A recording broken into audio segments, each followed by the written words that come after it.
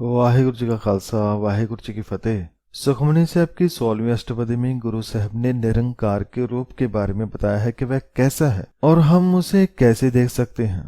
तो संगत जी, सबसे पहले हम गुरु साहब की कृपा से इस अष्टपदी के श्लोक को मिलकर समझने का प्रयास करते हैं। उसके बाद अष्टपदी की विचार करेंगे। गुरु साहब फरमाते हैं कि श्लोक रूप ना रेख ना रंग किछ त्रह गुण ते प्रभ पिन तिसह बुझाए नानका जिस होवै सो प्रसन्न। संगत जी, जो प्रभु को मानता है, यदि उसे कहा जाए कि दिखाओ कि वह परमात्मा कहाँ है, तो वह नहीं दिखा पाएगा, क्योंकि उसका ना कोई रूप है ना कोई चिन्ह है। जैसे कि गुरु साहब फरमाते हैं कि उस प्रभु का ना कोई रूप है ना कोई चिन्ह है और ना ही कोई रंग है, और वह माया के तीनों गुणों से परे है। भाव सारा जगत इन रजो तमो सतों में फंसा है, पर वह परमात्मा इससे अलग है। तो संगत जी, नास्तिक के लिए ये कहना बहुत आसान है कि दिखाओ कि वह कहाँ है, पर आस्तिक ने ये जान लिया है कि वह हर जगह है। उसका कोई रूप नहीं, पर ये सारा जगत उसका रूप है। उसकी कोई शक्ल नहीं, पर सारी ही उसकी शक्लें हैं। पर वह सब कुछ जानकर भी उसे नहीं दिखा सकता कि वह परमात्मा कहाँ है, क्योंकि उसके लिए मन की आंखें चाहिए, क्योंकि मन की आंखों से ही उसे हर कहीं देखा जा सकता है। जैसे जब कोई नया ग्रह बनता है तो वैज्ञानिक कहते हैं कि एक ग्रह बनते समय एक पार्टिकल अहम योगदान देता है, जिसे वह गॉड्स पार्टिकल कहते हैं।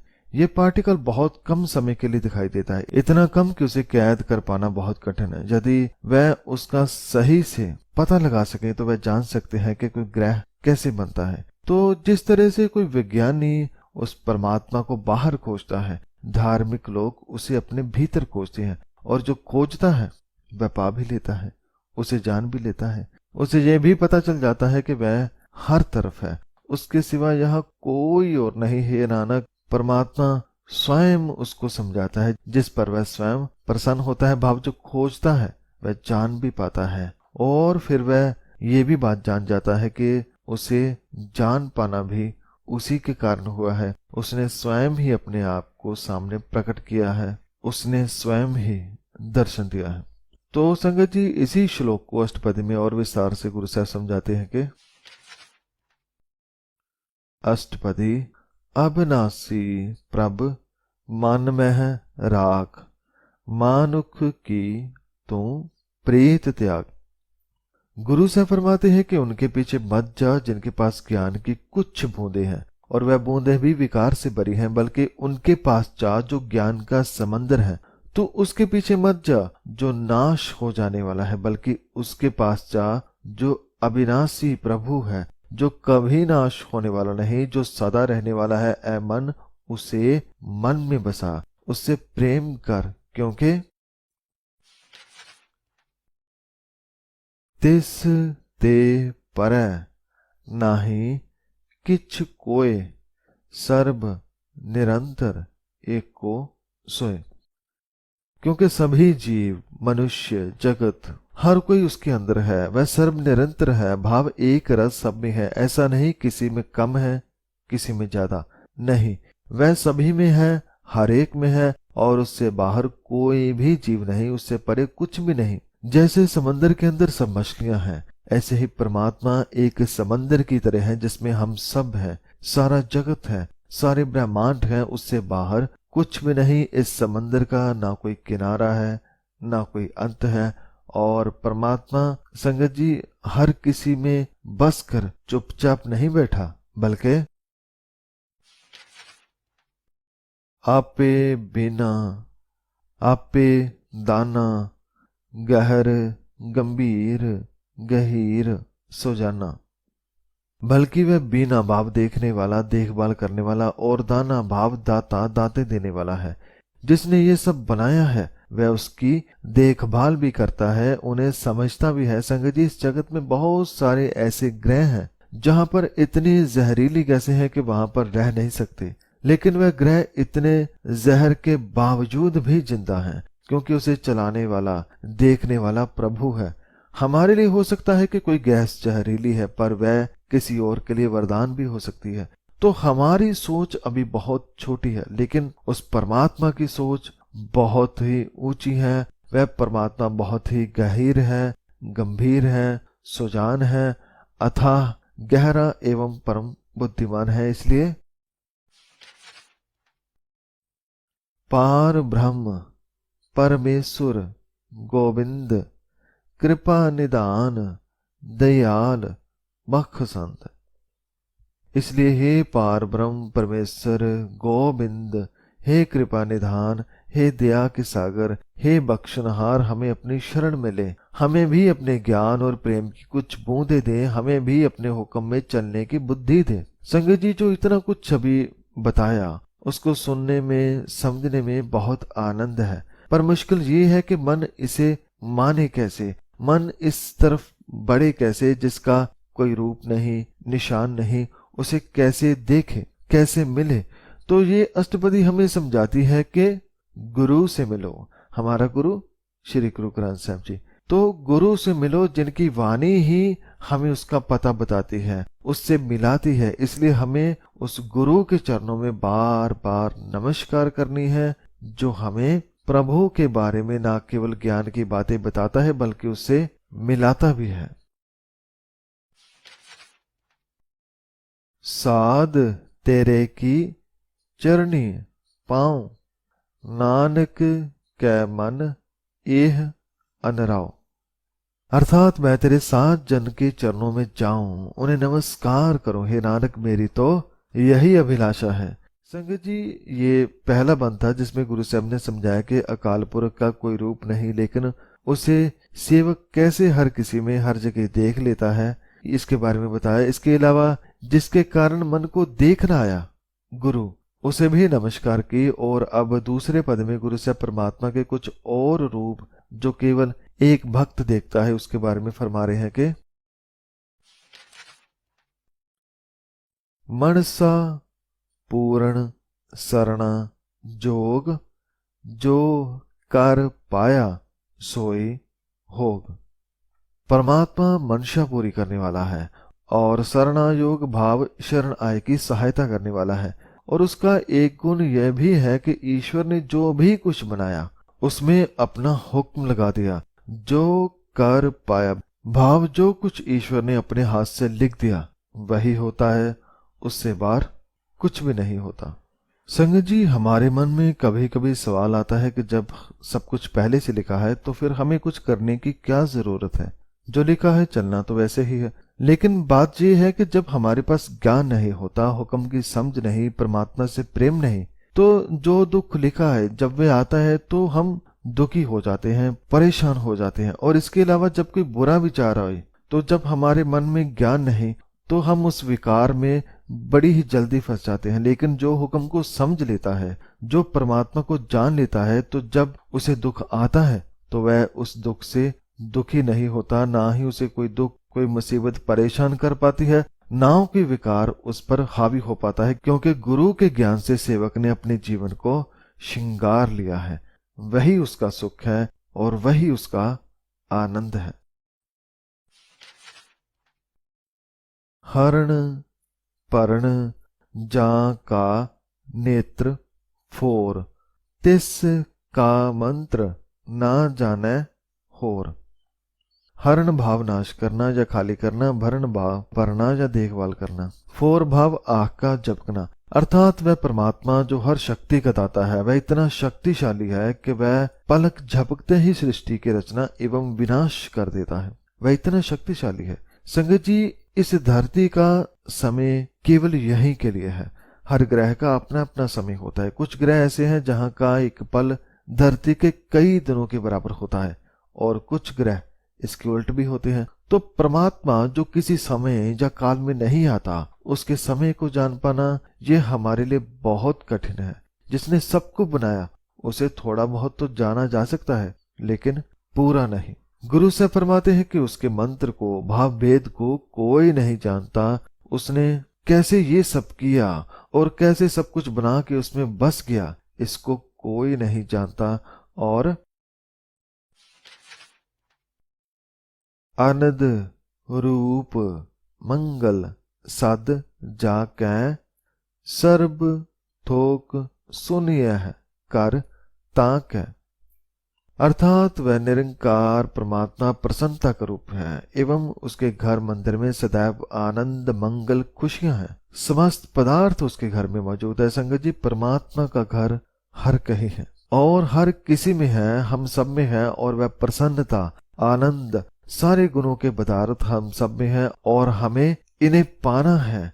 मन को गुरबानी द्वारा खोज कर इसमें से प्रभु के नाम के खजाने को पाना है।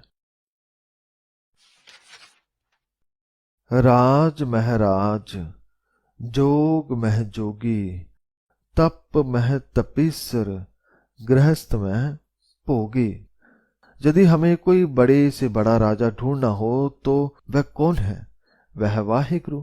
वही राजाओं में महान राजा एवं योगियों में महाजोगी है। वही सभी तपस्वियों में महान तपस्वी है और गृहस्थियों में वह स्वयं ही गृहस्थी है। संगत जी, जो इतना बड़ा राजा है जिसके बराबर कोई नहीं, जिसके घर में अनेकों आनंद है, जो हर शक्ति में पूर्ण है, गुरु साहब फरमाते हैं कि उसी का ध्यान लगाना चाहिए। और जो ऐसे मालिक का ध्यान लगाता है, गुरु साहब फरमाते हैं कि ध्याए ध्याए भगतः सुख पाया, नानक तिस पुरख का किन्ह अंत ना पाया। उस एक ईश्वर का ध्यान करने से भक्त जनों ने सुख प्राप्त कर लिया है, आनंद प्राप्त कर लिया है। और हे नानक, उसके घर में इतने खजाने हैं, इतना वहां ज्ञान है कि जिसका कोई अंत नहीं। उस परमात्मा का किसी ने भी अंत नहीं पाया। संगत जी, हमारे लिए गुरु साहब ने ये कितना आसान कर दिया कि जिसे बाहर की आंखों से नहीं देखा जा सकता, उसके कितने सारे गुण गुरु साहब ने हमें बताए और समझाया कि वह कैसे हम सबके जीवन में हर पल है। और गुरु साहब और कौन कौन से गुण प्रभु के बता रहे हैं, आइए जानते हैं। जा की लीला की मित ना है, सगल देव हारे अवगाह। मित भाव मिनती, अंदाजा। परमात्मा ने ये सारी अपनी लीला रची है। भाव जो ये जगत बनाया है, ये कितना बड़ा है, ये शुरू कहाँ से होता है, कहाँ खत्म होता है, हमारी धरती केंद्र में है या किसी किनारे में, इन सभी बातों का अंदाजा नहीं लगाया जा सकता, क्योंकि वह जगत इतना बड़ा है कि हम जितना भी जानेंगे वह बहुत ही कम होगा। और उसको खोजने वाले बड़े बड़े लोग, देव, भावज्ञानी इंसान भी इसकी दूरी नाप नाप कर थक गए हैं। एक किनारा ढूंढो तो उसके आगे एक और नजर आ जाता है, उसके आगे जाओ तो उसके आगे और भी जहान नजर आते हैं। इसलिए इंसान पूरे जगत को कभी नहीं जान पाता, क्योंकि वह खुद महान है और उसकी बनाई कुदरत भी महान है। गुरु साहब फरमाते हैं कि इंसान इस पूरे जगत को क्यों नहीं देख पाता। पिता का जन्म क्या जाने पूत, सगल परोई अपने सूत। क्योंकि पिता परमात्मा के जन्म को पुत्र नहीं जान सकता, लेकिन पिता अपने पुत्र को जानता है। पुत्र केवल अंदाजे से बता सकता है कि क्या क्या हुआ होगा, पूरा पूरा बता पाना बहुत कठिन है। पर गुरु साहब एक छोटी सी उदाहरण से समझा रहे हैं कि इस जगत का अंत या इसका और शोर कहाँ है। गुरु साहब फरमाते हैं कि ये सारी दुनिया अलग अलग नहीं बल्कि एक ही धागे में पिरोए हुए मोती हैं। ये सब एक दूसरे से जुड़े हैं और इन मोतियों को जोड़ता है धागा। भाव परमात्मा में हम सब और सारी जगत बंधे हुए हैं। यदि इसे समझ लिया तो बहुत कुछ समझ में आ जाएगा। लेकिन ये ज्ञान भी उसे ही मिलता है जो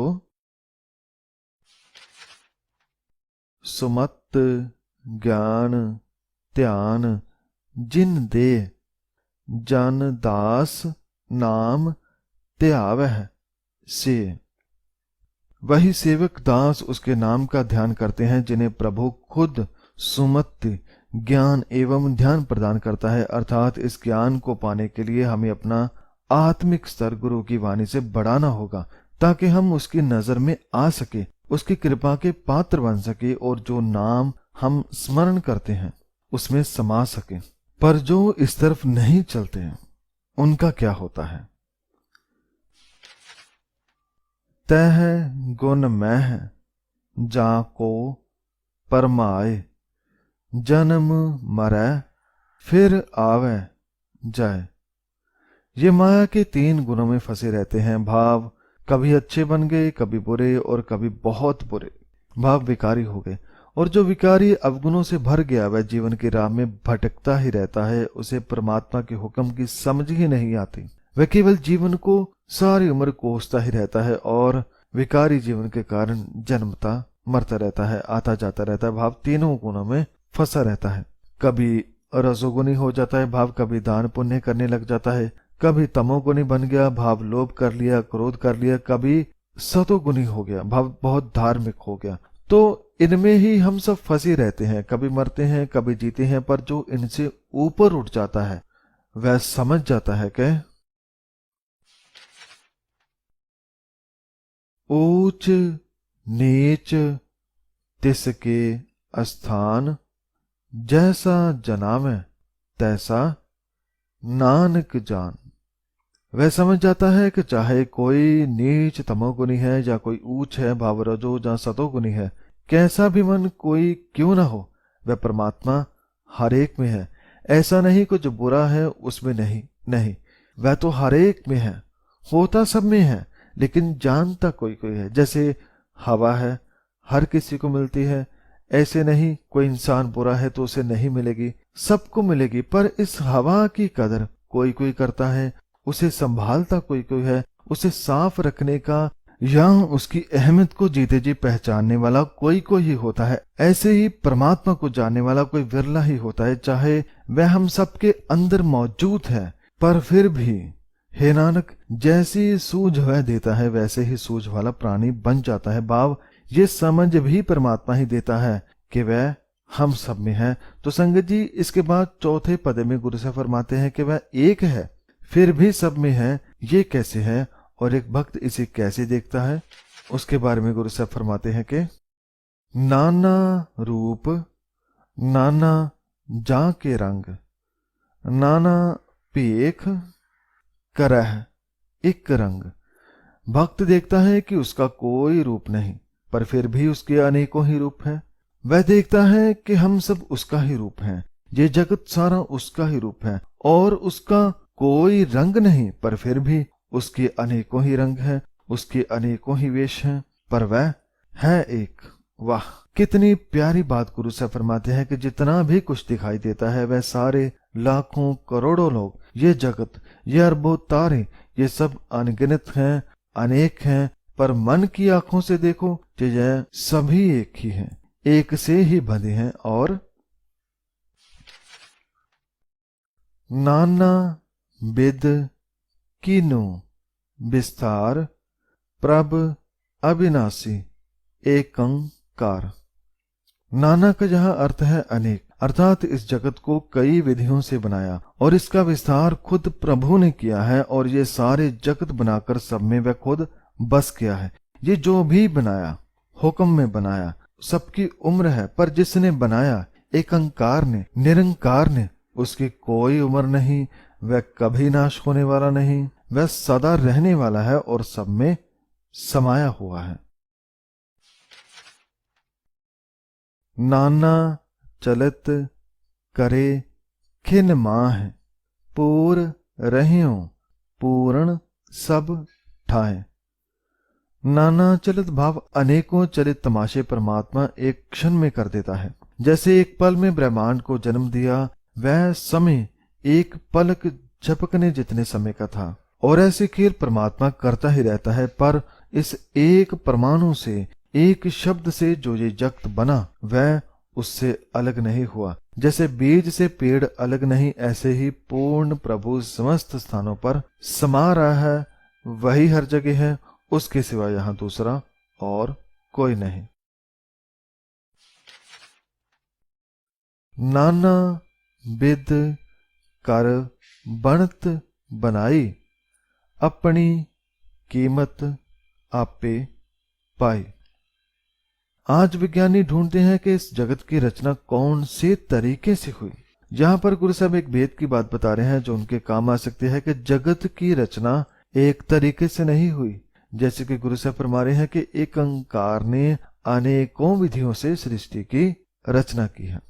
संगत जी, जैसे हम कोई नया आविष्कार करते हैं तो हमें कितनी खुशी होती है कि हमने ये चीज को बनाया, पर जिसने ये जगत बनाया, ये आविष्कार अपने आप में अमूल्य है। उसकी कीमत लगा पाना बहुत कठिन है। गुरु साहब फरमाते हैं कि इंसान उसका मूल्य नहीं लगा सकता, लेकिन वह परमात्मा अपने मूल्य को वह स्वयं ही जानता है। वह अपनी वडियाई को, अपनी कीमत को, अपनी महानता को वही जानता है। उसके अलावा कोई दूसरा ये सब ना बता सकता है, ना समझ सकता है और ना जान सकता है।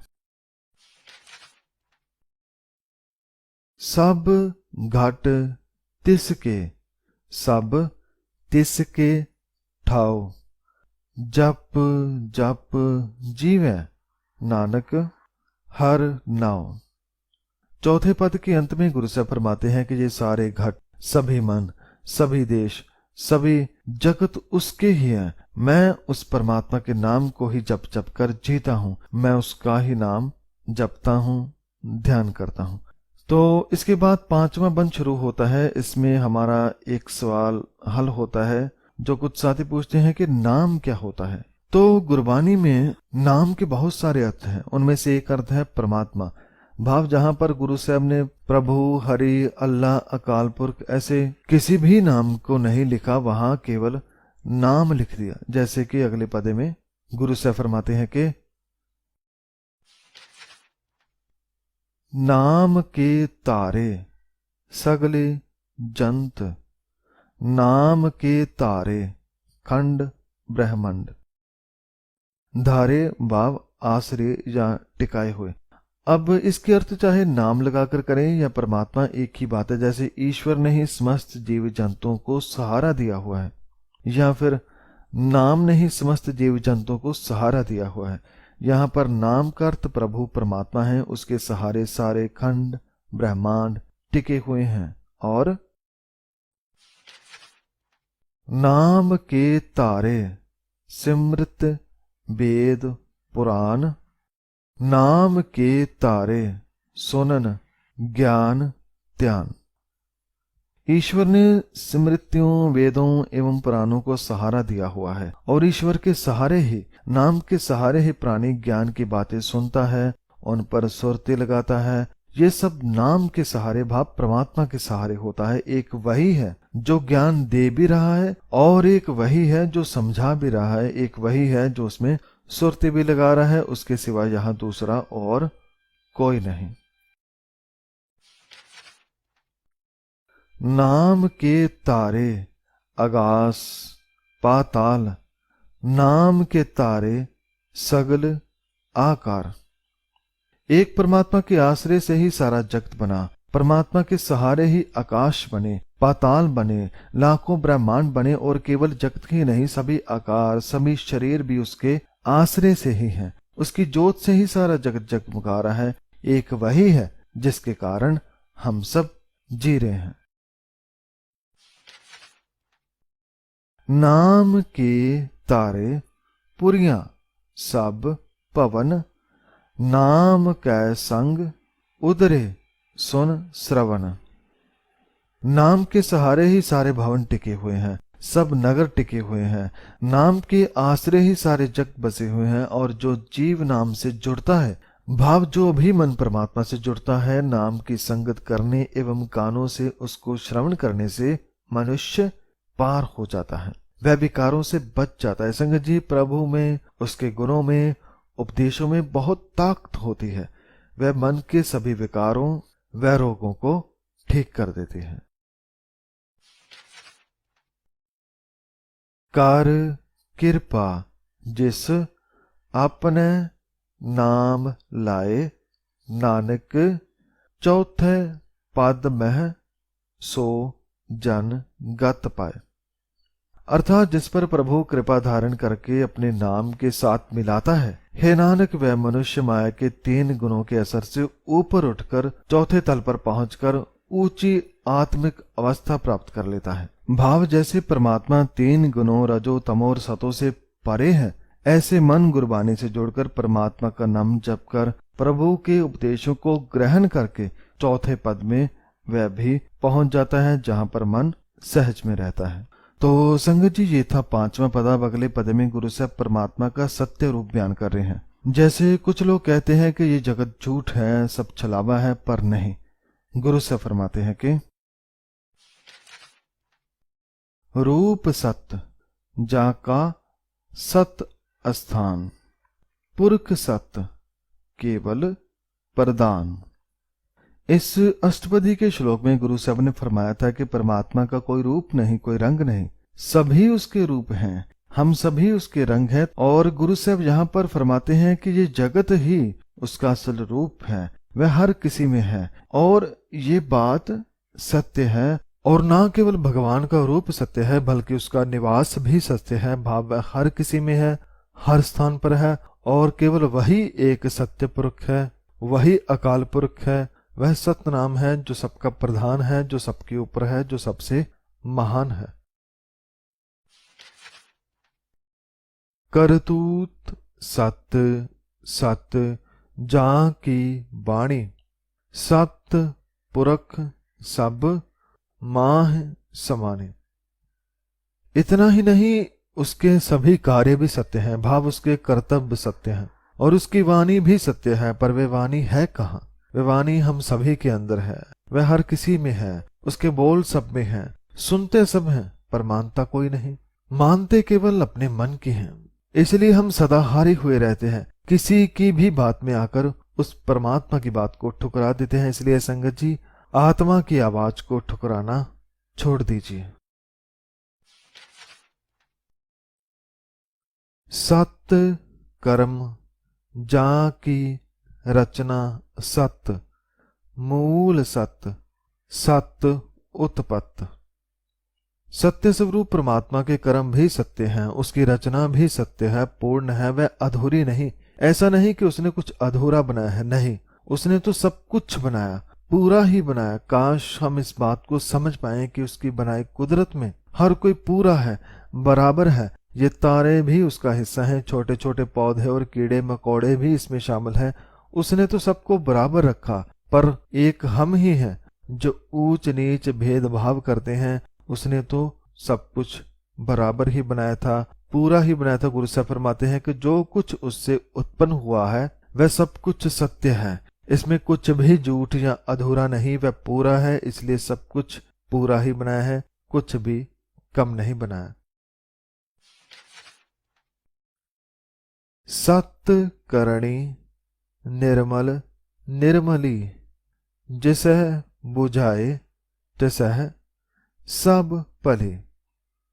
उसकी सारी करनी ही सत्य है, और उसका हुक्म रजा वह भी पवित्र से पवित्र है, निर्मल है। लेकिन ये सारी बातें उसे ही भली लगती हैं, अच्छी लगती हैं, जिस जीव को वह अपनी रजा समझा देता है, और फिर उसके लिए परमात्मा की रजा सुखदायक हो जाती है, भली हो जाती है। तो इस पदे के अंत में गुरु साहब फरमाते हैं कि सत्य नाम प्रभ का सुखदाई, विश्वास सत्य नानक गुर ते पाई। परमात्मा का नाम भी सत्य है, परमात्मा का सत्य नाम ही सुख देने वाला है, सुखदायक है। हे नानक, ये सच्चा विश्वास, ये सारी सत्य स्वरूप बातें, उसका नाम, राजा, ये सब विश्वास मन को गुरु से मिलता है। गुरु के उपदेशों पर चलकर ही मन का ये विश्वास बनता है कि वह पूरा है, और उससे जुड़कर हम भी पूरे हो जाते हैं, वह भी जीते जी। तो अगले पद में जिससे मन को सत्य का पता चलता है, भाव गुरु से, उसके बारे में उपदेश है कि सत्य बचन साधु उपदेश, सत्य ते जन जाकै हृदय प्रवेश। जैसे परमात्मा सत्य है, उसकी कुदरत, नाम, हुक्म सब कुछ सत्य है, ऐसे ही साधु भाव गुरु के उपदेश भी सत्य हैं। और जो मन गुरु के उपदेशों से जुड़ता है, उसके हृदय में सत्य का प्रकाश हो जाता है, सत्य उसके मन में प्रवेश कर जाता है। और सत्य निरित बूझै जे कोय, नाम जपत ताकि गत होए। यदि कोई मन गुरु के उपदेशों को मन में जाने दे, यदि कोई व्यक्ति सत्य को समझे और प्रेम करे, तो वह उपदेशों द्वारा नाम जपने से उसकी गति हो जाती है, उसकी आत्मिक अवस्था ऊंची हो जाती है। और आप सत किया सब सत, आपे जाने अपनी मित गत। और गुरु के उपदेशों द्वारा मन ये भी समझ पाता है कि प्रभु स्वयं सत्य स्वरूप है और उसका किया सब सत्य है। ये जगत झूठ नहीं, ये सत्य है, क्योंकि इसमें प्रभु का वास है। पर प्रभु की अवस्था क्या है, इसका अंदाजा नहीं लगाया जा सकता। ये नहीं बताया जा सकता कि उसका आत्मिक दर्जा कितना ऊंचा है। जिसके श्रेष्ठ सुकर्ण हार, अवर ना बूझ करत विचार। संगत जी, गुरु साहब ने इस बात को कई बार गुरबानी में समझाया कि सृष्टि बनाने वाला स्वयं परमात्मा है, कोई और नहीं, और उसकी देखभाल भी वह खुद ही करता है, किसी और को इस काम के लिए नहीं रखा। गुरु साहब फरमाते हैं कि जिसकी यह सृष्टि है वही उसका सृजनहार है, कोई और नहीं, और कोई दूसरा इसे समझ भी नहीं सकता और ना ही कोई ऐसा कुछ बना सकता है। संगत जी, इतना बड़ा जगत बनाना सच में कोई इसकी विचार भी नहीं कर सकता। ये सब केवल निरंकार ही कर सकता है, ये उसका ही खेल है। करते की मित ना जाने किया, नानक जो तिस भावै सो वरतिया। सातवें पदे के अंत में गुरु साहब फरमाते हैं कि उस करते की कुदरत का अंदाजा उसका पैदा किया हुआ इंसान या कोई भी जीव नहीं लगा सकता, क्योंकि वह एक सीमा में है, उसकी पहुंच बहुत छोटी है। लेकिन वह परमात्मा, वह असीम है, और असीम की बनाई कुदरत को इंसान ना तो पूरा देख सकता है, न जान सकता है। वह परमात्मा तो महान है, उसकी बनाई हर चीज महान है। और हे नानक, जो कुछ उसे लुभाता है केवल वही होता है, उसका ही हुक्म पूरे जगत में चलता है। बिस्मन बिस्म भय बिस्माद, जिन बूझया तिस आया स्वाद। आठवें पदे की शुरुआत में गुरु साहब फरमाते हैं कि ठीक है कि उसके बनाए इस पूरे जगत को हम देख नहीं सकते, लेकिन जितना भी दिखता है उसका आनंद तो ले सकते हैं। और सच में परमात्मा की बनाई इस पूरी कायनात को देखकर आनंद आ रहा है, मन विस्मात हो रहा है। संगत जी, ये आनंद वही उठा पाते हैं जो उस परमात्मा को मन से पा लेते हैं। उनका मन प्रभु के अद्भुत आश्चर्यजनक कौतक देखकर चकित होता है। प्रभ कै रंग राच जन रह, गुर कै बचन पदार्थ लहे। और जो प्रभु के प्रेम रंग में रंगे हैं वह तो उसी के प्रेम में मगन रहते हैं। उन्हें यही अच्छा लगता है, उसके प्रेम में रहना, हुक्म में रहना, जैसा वह चलाए वैसे रहना। पर ये सारी समझ और ज्ञान मन को आती कैसे है? गुरु के वचन से। सतगुरु के उपदेश को जब मन मानता है तो वह कीमती पदार्थ भाव प्रभु गुण पा लेता है, जिसे पाने से मन के विकार दूर होते हैं और वह साफ साफ कुदरत को और परमात्मा को देख पाता है, उसका वह आनंद ले पाता है। ओए दाते दुख काटनहार, जा कै संग तरह संसार। और ऐसे सेवक जो गुरु के उपदेश जप कर मन को सुधारते हैं, वह फिर जो आनंद खुद लेते हैं वैसा ही आनंद खुशियां नाम औरों में भी बांटते हैं, ताकि उनके जीवन में भी दुख कट सके, वह भी विकारों से दूर हो सके। इसलिए गुरु साहब फरमाते हैं कि वह जन भी दुख काटनहार हैं और उनकी संगत करके जगत के जीव इस भवसागर से तर जाते हैं, विकारों के समंदर से वह पार निकल जाते हैं। जन का सेवक सो वड भागी, जन कै संग एक लेव लागे। ऐसे सेवक जो एकांकार पर जिनका विश्वास है, जो मानते और जानते हैं कि उसने ही सब बनाया है और सब में वह समाया है, उन सेवकों के सेवक बनना भी बड़े सौभाग्य की बात है। उनकी सेवा करना, भाव उनके उपदेशों को मन में बसाना बड़े भाग्य की बात है, क्योंकि ऐसे जनों की संगत में रहकर एक के साथ लिव लगती है। अकाल पुरख के साथ मन एक होता है और हमें यही तो करना है, एक के साथ एक होना है और फिर सभी में उसी एक को देखना है। इस अष्टपदी के अंत में गुरु साहब फरमाते हैं कि गुण गोबिंद कीर्तन जन गावे, गुर प्रसाद नानक फल पावे। प्रभु का सेवक जो उसके प्रेम रंग में रंगा है, वह दुनिया के गीत छोड़कर केवल गोविंद के गीत गाता है, उसका ही गुणगान करता है, उसका ही कीर्तन करता है, उसकी ही सिफ्त सलाह करता है। उसका मन सदा उसी के आनंद से भरा रहता है और जो भी मन ऐसे गोविंद का कीर्तन करता है उसे गुर प्रसाद से, गुरु की कृपा से फल प्राप्त होता है। फल है नाम का भाव, परमात्मा रूपी फल जो सभी फलों का फल है, वह उसे मिल जाता है। उसका मिलाप परमात्मा से हो जाता है और जिसका मिलाप परमात्मा से हो गया वह फिर जगत में केवल उसी को देखता है, उसी को पूजता है, उसी को मानता है और इस जीवन को सफल कर लेता है।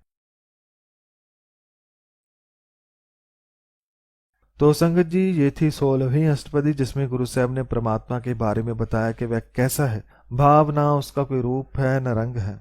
गुरु साहब ने समझाया कि मन को गुरु के उपदेशों से जोड़ो। गुरु का शब्द मन की मैल को जब साफ करता है तो वह मन फिर देख पाता है कि वह जगत ही उसका रूप है, यही उसका घर है, वह हर कहीं और हर किसी में है और वह इस जगत को बनाने वाला भी है और वही उसकी देखभाल भी करता है। और जो सेवक निरंकार के साथ मन लगाता है वह भी उसका ही रूप हो जाता है। तो संगत जी, यदि किसी को बताना है कि परमात्मा कैसा है तो अब आप बता सकते हैं, उसका रूप कैसा है, रंग कैसा है, उसे कैसे देख सकते हैं, ये सब कुछ इस अष्टपदी में बताया है। तो संगत जी, ये थी 16वीं अष्टपदी के विचार करते हुए सभी गलतियों की मैं क्षमा चाहता हूँ और आगे से सही विचार हो सके ऐसी कृपा गुरु साहब से चाहता हूँ। और अंत में श्री गुरु ग्रंथ साहब जी को मैं कोटि कोटि नमन करता हूँ, जिन्होंने हमें इतने प्यारे विचार और ज्ञान से भरे उपदेश दिए। और आप संगत का भी धन्यवाद। वाहिगुरु जी का खालसा, वाहिगुरु जी की फतेह।